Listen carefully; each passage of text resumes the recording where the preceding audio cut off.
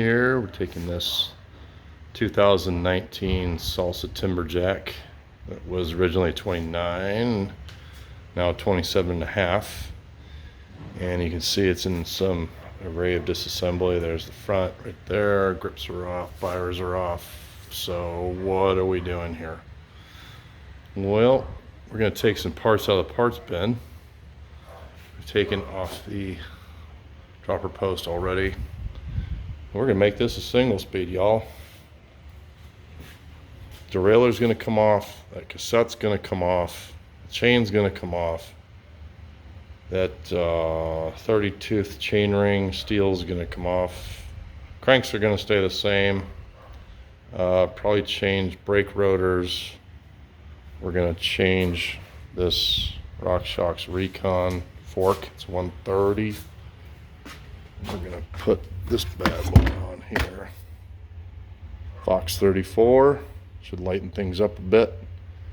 Anyway, that's our goal for today. Well, look at this beauty here. All right, there's our Ritchey and our RaceFace. Let's set that down, so we go. 12 ounces. So 12 ounces. 1 pound, 2 ounces. Pretty good savings. Well, since we won't be needing gears, we won't be needing that guy either. So you can see here's the new bar and stem combo. There's the new fork, new-ish fork. So we got to take that guy off, and he runs inside the frame, pops out right there. Comes down, and I've already removed it from the derailleur. I'm going to cut that and then pull the wire all the way out and then take off all the housing and suck it back through the frame. So then we could take the chain off and take that guy. In fact, I gotta take the chain off now. What am I thinking? All right, back in a sec. Okay, cable is gone. Now I have to just take off the derailleur. Oh, there's my goat link, by the way. These things are awesome. I would highly recommend one if you're going to put a big range cassette. This is only 11 speed cassette, so it's not that big, but I needed a little more. This is a XT. This was a 10 speed derailleur that I got off of another bike. And so I'm putting what was designed as a 10 speed derailleur on 11 speed cassette. You're going to need something to extend it out. And that goat link is super easy to install, went right on, and works really good. Anyway, so cable's out, gone. It came into that little rubber grommet there. Came to the other side. No more cable. Before you pull your cable out, and do it gently, I like to use a push-pull method. Push from the back and then pull slightly from the front. Push, pull, push, pull. Remember to take the ferrules off this guy. So don't leave them on the end, or else they'll chew out your little rubber grommets. So probably pull these out and tear them up. Anyway, that much is done. We're back. We screw this part all the way in till it can't go anymore. It just has to go really finger tight. You don't really have to tighten it. Maybe nip it up. And then this guy here is going to thread in, and it's basically this rod here is pushing this crank arm right back here away from this crank arm. So it's separating the two crank arms, because right now the axle is press fit onto this one right here. So you have this outside holding this crank arm, and then this inside is pushing the axle, through axle of the crank away from this. So we just keep tightening this, and pretty soon they'll break free. You'll feel it break free, and you just keep going, and they'll come right off. And then you unscrew that, and you're done. So that's a crank puller. All right, so we got this thing off of there. There is our Shimano HG freehub, which our cog and spacers are going to go onto for a single speed. So we've taken this boat anchor off, and we're going to weigh it, see how much more weight savings we get. Look at that. That's almost criminal. 506 grams. of weight gone from the bike. That's awesome. Okay, we've taken the cassette off. I know what you're saying to yourself though, Mike, but we got to add stuff back on. So you're going to start adding weight back, and you'd be right, but you're adding a lot less weight back. Let's look what we got here. So, because my old legs are just getting back into single speeding, I did it many years ago, did it exclusively for a couple of years. I went with a 20 tooth cog. So you can go with a 19, you can go with a 17. If you're crazy, 16. Anyway, this is from Surly. This is nice. It's I think it's $30 at a bike shop, and it's machined. You can see it's bidirectional, so it's flat on that side, but it is chamfered. This is offset, and the reason these cogs, these nicer cogs like this, are offset is so you can really dial in your chain line. So I can get my chain line perfect.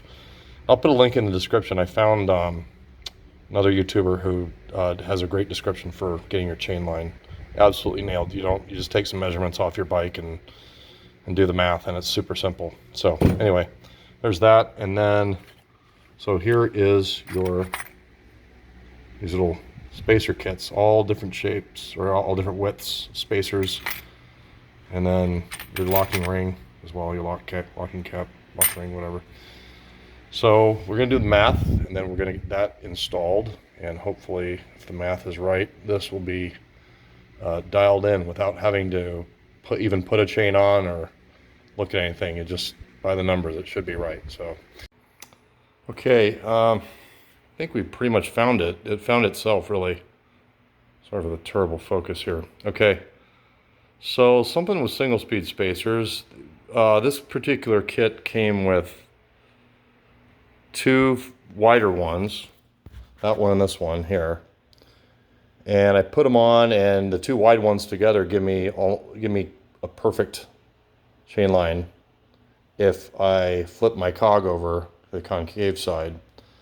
But something I remembered in doing this past is you don't really want to have, then you're left with these little guys, and when you tighten your lock ring, you don't really want to have the little guys on the outside being tightened. It's more force on them. So you want to surround the inner, the smaller, thinner rings with the wider ones. And I even did that right here. So you can see I went wide on the inside, and then went with a really skinny one, and then a slightly, there we go, a slightly wider one. You can kind of still see my pencil mark. It's a little bit, it's right there. But if I slide, you can kind of see it. It's right there.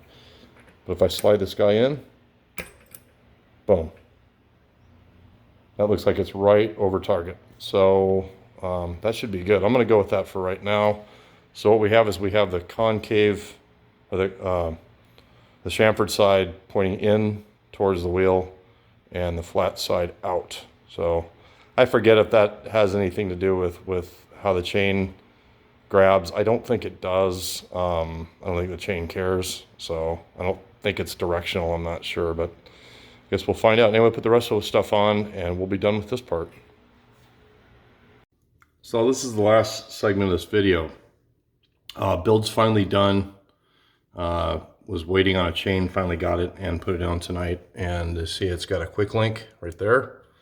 So this is a 9-speed KMC chain. I did some research on MTBR, and 8-9 speed, what seems what most people are preferred to run, so I stayed safe.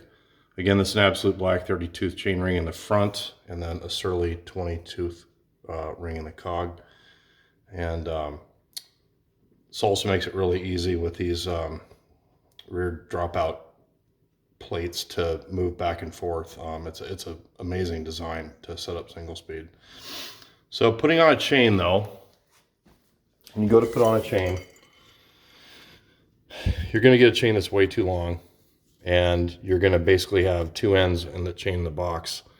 And when you're joining your quick link, this is the link that you want right there. You want to have two of those identical staring at each other, because that's what the quick link is going to go through.